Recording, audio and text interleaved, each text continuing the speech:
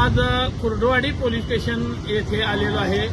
या कुर्डुवाडी शहरातील धनगर समाजाची एक उच्च शिक्षित तरुणी फूस लावून इथल्या एका जिहाद्यानं तिला पळवून नेलेला आहे। तिच्यासोबत 5 तोळे सोनं आणि 2 लाख रुपये जे तिच्या लग्नासाठी ठेवलेले होते ते पण घेऊन गेलेले आहेत। त्या मुलीचा तपास गेल्या 1 महिन्यापासून लागत नाही आणि असे प्रकार संपूर्ण महाराष्ट्रात लव्ह जिहादचे प्रकार संपूर्ण महाराष्ट्रात टार्गेट करून घडवले जात आहेत। याच्या मागे मोठं षडयंत्र आहे। आम्ही आज पीआय साहेबांना भेटलो आणि त्यांना विनंती केली लवकरात लवकर या प्रकरणाचा तपास लागावा।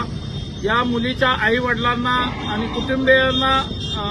कुटुंबियांच्या ताब्यामध्ये ती मुलगी द्यावी, अन्यथा बहुजन समाजाच्या वतीनं कुर्डुवाडी पोलीस स्टेशन समोर मोठं तीव्र स्वरूपाचं आंदोलन होईल आणि याला सर्वस्वी जबाबदार कुर्डुवाडी पोलीस असतील।